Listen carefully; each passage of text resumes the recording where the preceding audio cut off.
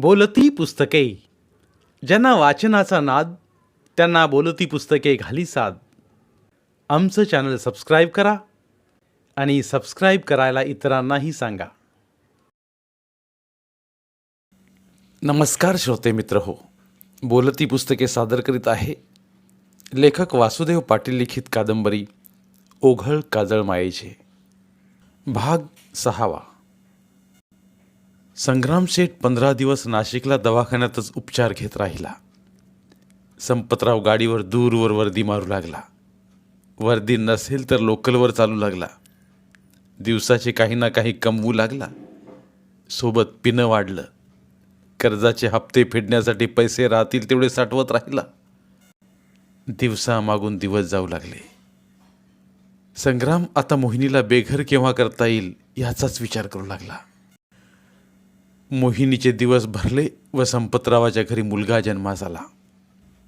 थकल्या मथाबाईस नातूमुख पाहून कृतकृत्य झाल्यागत वाटू लागलं. पण संग्रामचं कर्ज, आपलं व्यसन व गाडीची कमाई हे गणित काही बसेना म्हणून संपतरावाची हिंमत खचू लागली. कितीही गाडी पळवली तरी गाडीवर 4 लाख फेडणं शक्यच नाही हे साधं गणित आता कळलं. मोहिनी त्यावेळेस आपणास विनवत अर्ज घेण्यास नकार देत होती. ते आपण त्यावेळेस ऐकलं नाही. आता फुगत जाणारं व्याज देखील आपण फेडू शकत नाही हे त्याला कळताच घर 100% जाणार यानं तो आता काळजी करत खंगू लागला व तो पुन्हा जास्त प्यायला लागला. संग्रामनं एके दिवशी संपतरावास बोलवत पैशाबाबत ठोकलं. संपत, व्याज फुगत चाललंय. तू मुद्दल तर जाऊ दे, पण महिन्याचं व्याजही फेडत नाहीस. याला व्यवहार म्हणत नाहीत. अशानं तुझं घर जाईल. संपतराव होला हो करत उठून आला. श्रुती 4 वर्षांची व श्लोक 2 महिन्यांचा झाला. मोहिनीने श्लोकला सांभाळण्यासाठी सासूबाईस ही कामावर सोबत नेत कामास सुरुवात केली. घरात रिकामी डबे तिला घरात बसू देनात. त्यात संपतरावाचे पाय सुजायला लागले. मोहिनीनं त्याला तगादा लावत दवाखान्यात पाठवलं. तो दवाखान्यात गेला, काही औषधं घेऊन परत आला. पण त्या दिवसापासून तो एकदम चिंताग्रस्त राहत जास्त पिऊ लागला. संग्रामनं घर ताब्यात घेण्याबाबत संपत मागे पुन्हा तगादा लावला. महिन्याची मुदत देत घर खाली करायला लावलं. संपत घरी येत कोपऱ्यात रडू लागला. त्याचा सारा ताठा रग जिरली. जर संग्रामनं घर ताब्यात घेतलं तर लहान मुलांना घेऊन कुठं जायचं? गावातच भाड्यानं राहणं म्हणजे त्यापेक्षा मेलेलं बरं. आपण चुकलो. जीवनात येऊन चैन करून बर्बाद झालो आपण. पण आता वेळ निघून गेली होती. मोहिनीला तर घराचं माहीत नाही, कसं सांगावं?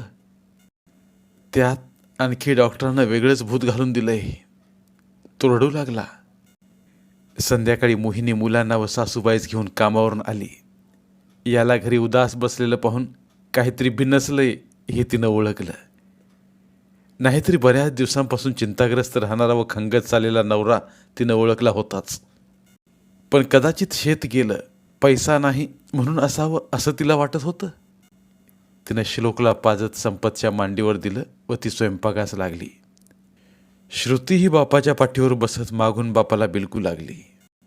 मोहिनीनं साऱ्यांना जेवू घालत झोपवलं. काही झालंय का?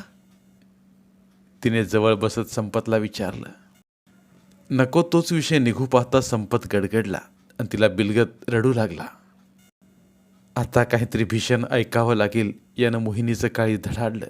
ती घाबरली, कारण रडणारा नवरा तिनं पाहिलाच नव्हता. कायम बेफिकीर रंगेल आपल्या धुंदीत वावरणारा संपतराव ती पाहत आली होती.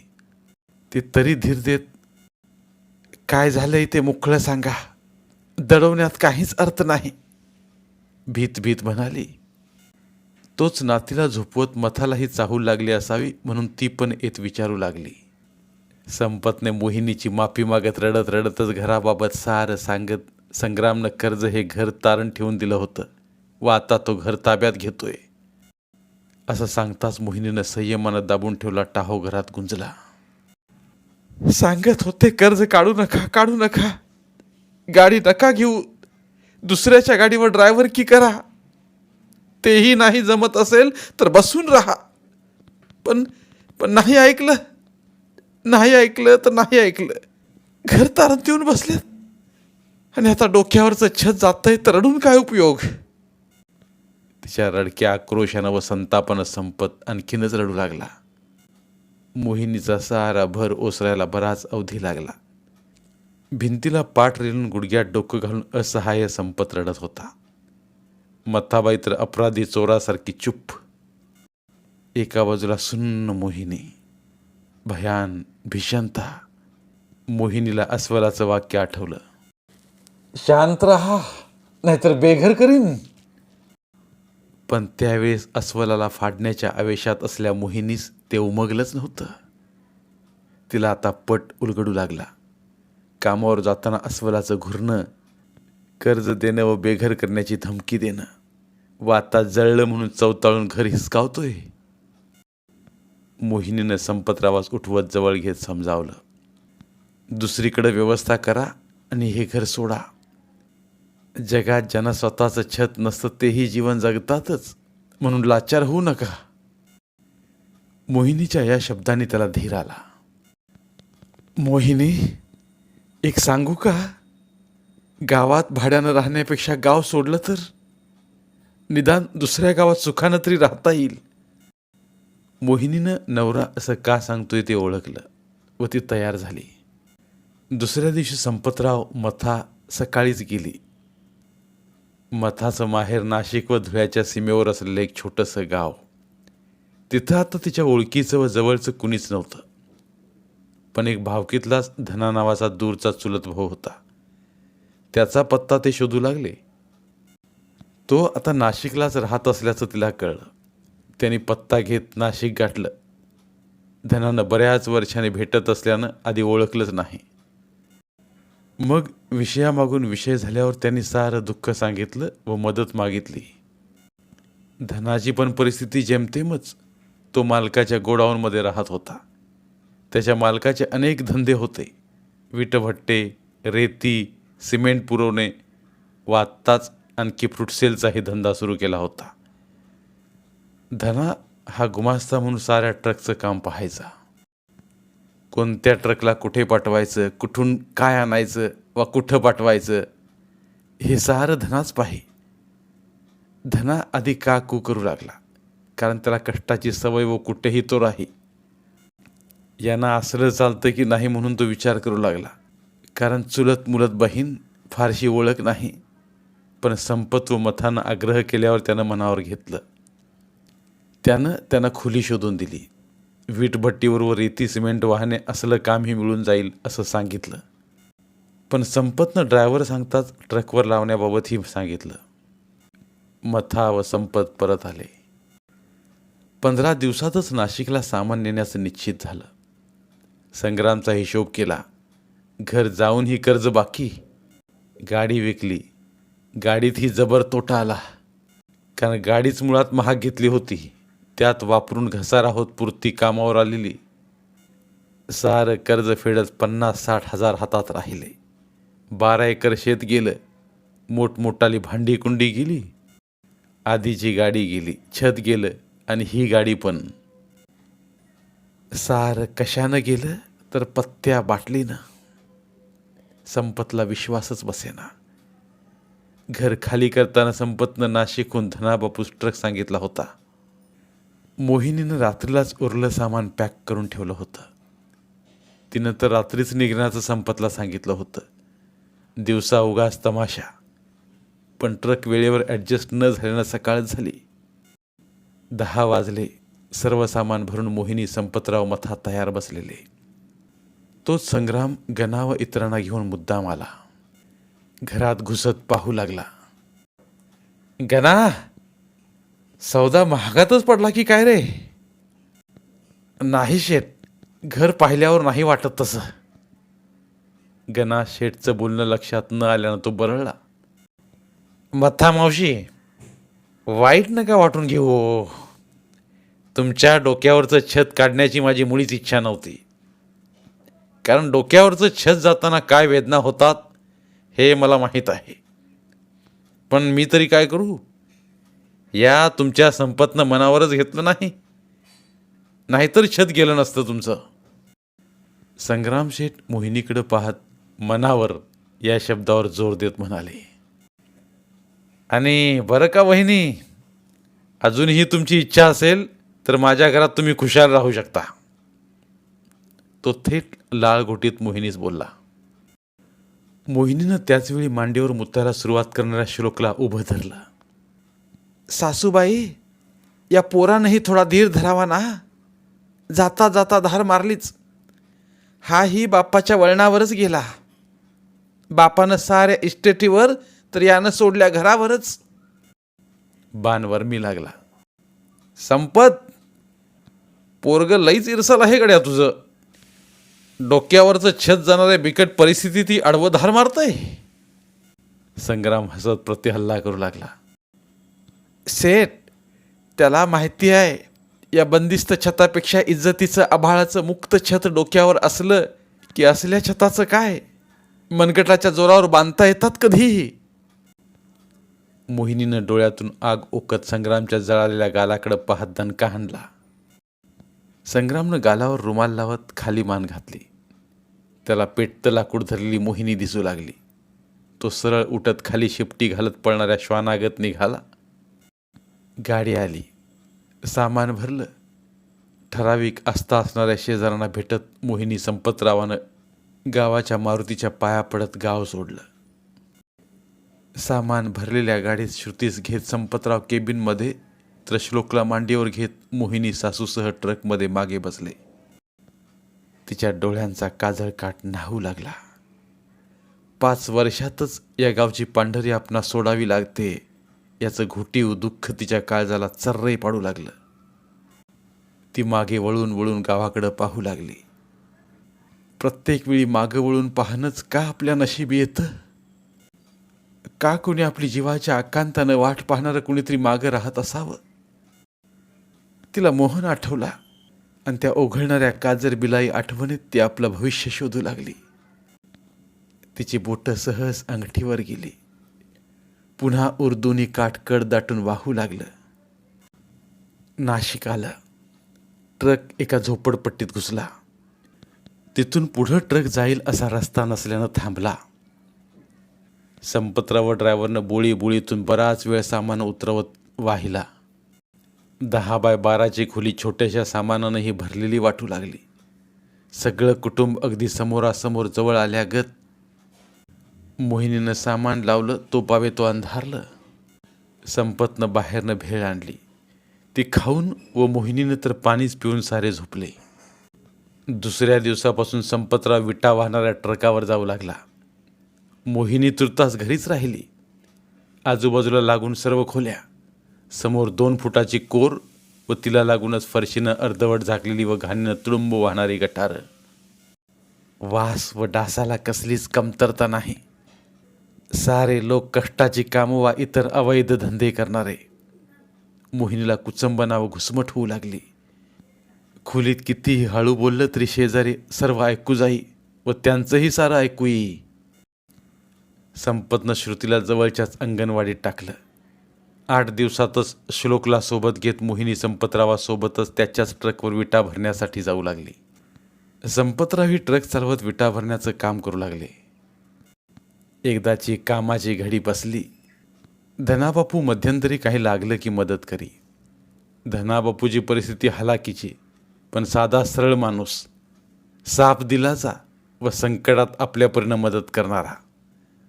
संपत भाचा लागत असल्यानं मोहिनीच तो मुलगीच मानू लागला. मोहिनी व संपतरावाची मजुरी व ड्रायव्हरचा पगार यानं महिन्यानंतर खोली भाडं देत व इतर सारा खर्च जाऊन पैसे शिल्लक दिसू लागले. मोहिनी समाधान वाटलं. एखादं वर्ष मोहिनीनं झोपडपट्टी असूनही तशाच जागी काढलं. पैसे गाठीला साठू लागले, पण ते दिसता संपतराव आणखी शिथिल होत दारूला सोकावला. मोहिनी विनवू लागली. सांगून सांगून कंटाळी. मग घरात वादापेक्षा दिवसभर काम करून आल्यावर तीच थोडंफार देऊ लागली. श्रुती पहिलीत दाखल झाली. आधीच व्यसनानं खंगलेलं शरीर सततच्या कामाची सवय नसल्या संपतरावांना साथ देईना. त्यात दारू सुरू झाली. तो वारंवार आजारी पडू लागला. त्यानं पुन्हा डॉक्टरांना दाखवलं. पुन्हा मागचंच निदान. तो घाबरला, पण तरी त्यानं मोहिनीस काहीच वाच्यता केली नाही. तसाच औषधी घेत परतला. मग मोहिनीनं त्यास मजुरी करण्यास थांबवलं. आता तो फक्त ड्रायव्हरकीच करू लागला. त्यात धनाबापूनं वरचेवर आजारी पडतोय म्हणून विटाभट्टीच्या ट्रकवरून काढत त्याला फळांच्या ट्रकवर लावलं. निदान दिवसभर ग्रामीण भागात मोकळ्या हवेत राहील व फळं खात तब्येत सुधरल. फकीरा शेठ नाशिकमधला एक श्रीमंत व्यापारी. पुऱ्या नाशिकमध्ये अनेक विटभट्टे, सिमेंट, रेती, लोखंड सप्लायरच्या दुकानी व अनेक फळांची खरेदी करणारा व्यापारी. द्राक्ष, पपई, बोरं, सीताफळ, केळी, आवळा असे अनेक फळांची खरेदी करत मुंबई दिल्लीला ट्रकनं रवाना करी. सारे व्यवहार विश्वासू माणसांकडे सोपवत काम करी. नाव फकीरा, पण गडगंज संपत्ती. तर त्याचाच एक गुमास्ता, नाव धना, पण बिचारा कपल्लक, पण कष्ट करण्याची तयारी व सचोटी. आधी ह्या धनाबापूस फकीरा शेठनं वीट भट्टीवर ठेवलं. मग नंतर ट्रकावर लक्ष ठेवायला. पण नंतर फ्रूट सेल वाढल्यावर धनाबापूस धुळे व नाशिकच्या सीमेवरील गावातून फळ खरेदीसाठी नेमलं. धनाबापूचं गाव नेमकं त्याच परिसरात. खर्डी हे त्याचं गाव व आजूबाजूची 10-12 गावं. या परिसरात जमीन अगदी मध्यम व हलक्या प्रतीची, लालसर, मुरबाड. पण ठिबकच्या पाण्यावर शेतकरी बोर, डाळिंब, आवळा, सीताफळ व मध्यम जमिनीत केळी व पपई भरघोस काढू लागले होते. नाशिकमधून कांदा, डाळिंब, द्राक्षे खरेदी करणाऱ्या फकीरा शेठनं धनाबापूस कामाला लावत या भागाकडे पाठवलं. दिवाळीपासून कांदा, सीताफळपासून सुरुवात होऊन मग आवळा, बोर, पपई, केळी अशी कायम खरेदी करत ट्रकाच्या ट्रका माल धनाबापू पाठवू लागला. याच ट्रकवर त्यानं संपतला सुरू केलं. फळं तोडण्यासाठी मजूर नाशिकमधल्या झोपडपट्टीतूनही नेत वा सीझननुसार स्थानिक मजूर उपलब्ध असलं की तेही लावत. मोहिनीच्या संसाराची घडी बसू पाही तर कधी मध्येच आचके खाई. श्रुती वरची इयत्ता चढू लागली, पण मध्येच संपतरावाची तब्येत पुन्हा डोकं वर काढी. आता विटांचं काम बंद असलं की मोहिनीही फळांच्या ट्रकवर पपई, बोरं, सीताफळ तोडायला जाई. संपतरावात जास्तच त्रास जाणवू लागल्यानं मोहिनी स्वतः त्याच्यासोबत जाऊ लागताच तो टाळू लागला. तिला शंका आली, ती सोबत गेलीच. डॉक्टरांनी सारं सांगताच मोहिनीला धक्काच बसला. ती डॉक्टरांना हात जोडत, यांना असलं आधी तर काहीच नव्हतं आणि मग अचानक. आपण नीट तपासा, कदाचित निदान. डॉक्टरांनी सरळ स्पष्ट सांगत, यांना कधीचा त्रास असावा हा. तुम्हा सांगितलं नसावं किंवा अंगावर सोसत आहेत. मोहिनी संपतरावास घेऊन घरी आली.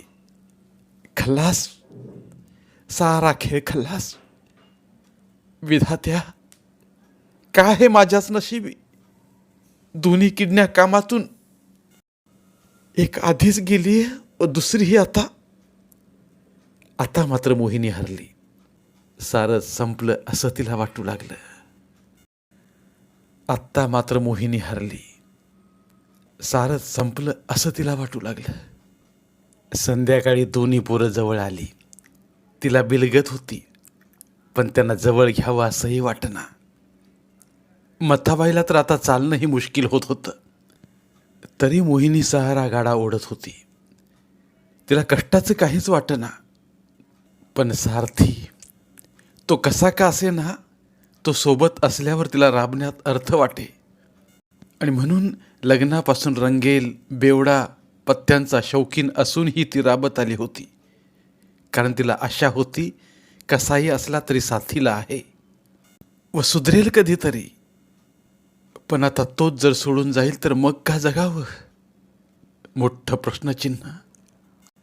संपतराव खाटेवर वरच्या पत्र्याकडे पाहत शून्यात हरवलेले. चेहऱ्यावर सारं काही संपल्याची भयान भेसूरता. पोरग श्लोक आई काहीच बोलत नाही म्हणून तसंच खाली झोपलं. मोहिनी, पोरं तशीच संध्याकाळच्या लक्ष्मी येण्याच्या वेळी झोपलीत ग. हे चांगलं नाही. उठ उठनी त्यांना जेवण कर काहीतरी. पडल्या पडल्या सासूबाई क्षीण आवाजात ओरडल्या. तिला याची कल्पनाही नाही.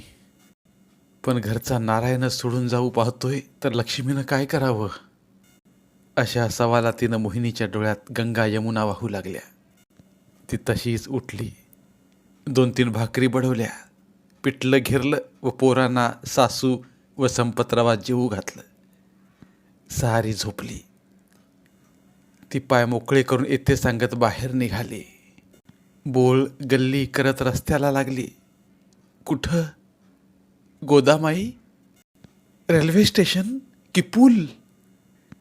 ठरता ठरेना. पण तिला आज ठरवायचंच होतं. कारण एक चाक तर निखळतंय, मग दुसऱ्या चाकानं थांबून काय उपयोग? तिनं ठरवलं रेल्वे स्टेशनच चांगलं. तडकाफडकी वाचलात. ती चालू लागली. स्टेशन आलं. पिवळ्या भगभगत्या प्रकाशात गर्दी असूनही तिला शांततेचा भास होत होता. तरी ती गर्दी टाळत फलाटावरून पुढं पुढं सरकू लागली. समोरून भन्नाट वेगानं गाडी येत होती. साधायचा वेग आणि पण तितक्यात जवळच्या लिंबाच्या झाडाखाली तिला 2 मुलं दिसली. 8 वर्षांची मुलगी व 5 वर्षांचं पोर. ती अचानक थांबली. जाऊ दे. निर्णय पक्का तर ही काय आणि दुसरी काय? थांबू थोडं. तिनं कपाळावरचे धर्मबिंदू पदरानं पुसले. पोरगं रडत होतं. मुलीनं त्यास कडेवर उचललं. ते उचललं जात नव्हतं. त्याचं नाक बहुतेक शेंबडानं पूर्ण भरलेलं होतं. अंगावरच्या कपड्याच्या चिंध्या झालेल्या. ती पोर त्यास घेऊन निघाली. मोहिनी थांबली व थोड्या अंतरावर बाकड्यावर बसली. काही अंतरावर 4-5 माणसं फलाटावरच बसत बांधून आलेलं जेवण करत होती. पुरीनं मुलास खाली उतरवलं. पोरग खाणाऱ्याकडे लाळ गाळत जीभ फिरवत टुकूर टुकूर पाहू लागलं. मुलगी जवळ सरकत उभी राहिली. तोच येणाऱ्या गाडीचे अनाउन्सिंग होताच खाणारे उठले. त्यांनी उरलेल्या पोळ्या व भाजी समोरच्या कोपऱ्यात टाकली. तोच त्या मुलीनं पळत जात ते उचललं. ते दोन्ही खुशीत परत येत निंबाच्या झाडाखाली बसले व ती पोर त्याला भरवू लागली. मोहिनीला अचानक त्या पोरांमध्ये काहीतरी दिसलं. क्षणात ती उठली. जाणारी गाडी तशीच जाऊ देत ती घराकडे पळाली. घरात सासू घोरत होती. श्रुती आजीजवळ तर श्लोक नवऱ्याच्या पायात उलटा शांत पहुडला होता. तिनं रडतच दोन्ही पोरांना उचलून आणत खाली जवळ कुशीत घेत पटापटा पापे घेतले व ती रडू लागली. झोप चाळवताच श्लोक उठला. वाईच्या पदरात गच्च मिठी मारत झोपला तर मागून श्रुती झोपेत बिलगली. लेकरांना पदरात सामावत तिनं निर्धार केला. रथाचं एक चाकच काय, पण पूर्ण रथ जरी निखळला तरी या बछड्यांसाठी मी लढेन व लढण्यासाठी जगेन. धन्यवाद. उर्वरित कादंबरी पुढील भागात. मराठीतील प्रतिभावंत लेखकांचं साहित्य, कथा, कादंबऱ्या ऐकण्यासाठी आमचं बोलती पुस्तके हे चॅनल सबस्क्राईब करा. आणि मराठी साहित्याचा प्रसार करण्यासाठी प्रत्येक मराठी माणसाला सबस्क्राईब करण्यासाठी आवाहन करा. आणि बोलती पुस्तके या साहित्य चळवळीत सहभागी व्हा. आपले पुन्हा एकदा धन्यवाद.